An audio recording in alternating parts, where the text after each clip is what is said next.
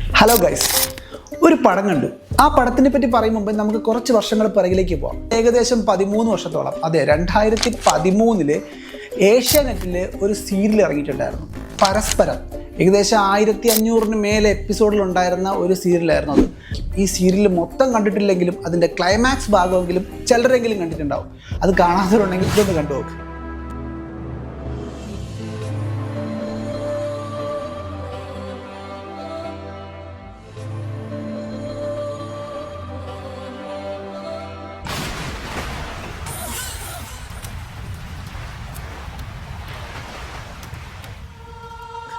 ഇങ്ങനത്തെ ഒരു variety bomb climax ഉണ്ടായിരുന്ന ഒരു സീരിയലായിരുന്നു ഈ പറഞ്ഞ പരസ്പരം. സോഷ്യൽ മീഡിയയിലേക്ക് അത്യാവശ്യം നല്ലോണം ട്രോളുകൾ വാങ്ങിച്ചു കൂട്ടിയൊരു സീരിയലായിരുന്നു ഇത്.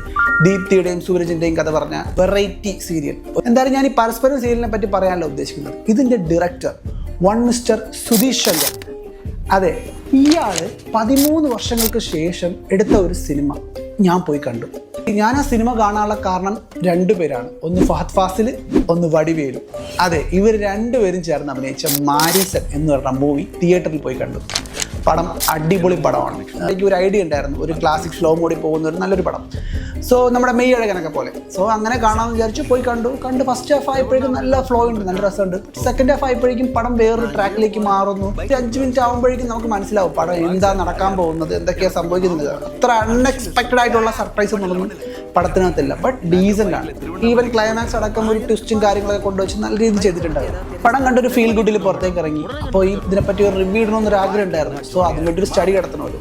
അങ്ങനെ ഇതിൻ്റെ ഡയറക്ടറെ തപ്പി. ഈ സുധീഷ് ശങ്കറാണ് ഇതിൻ്റെ ഡയറക്ടർ എന്നാണ്.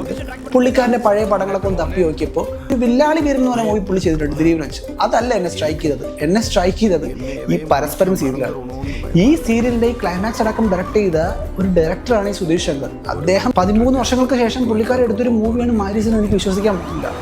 ഈ പുള്ളിക്കാരൻ ഒരു ഇത്രയും നല്ലൊരു ബെസ്റ്റ് പടം ചെയ്യാനായിട്ട് 13 വർഷം എടുത്തു. എന്തായാലും മിസ്റ്റർ സുധീഷ് ശങ്കർ, ഒന്നും പറയാനില്ല, ഗ്രേറ്റ്. പടം തിയേറ്ററിൽ റിലീസാണ്. നിങ്ങൾക്ക് സമയമുണ്ടെങ്കിൽ നിങ്ങൾ തിയേറ്ററിൽ പോയി കാണുക.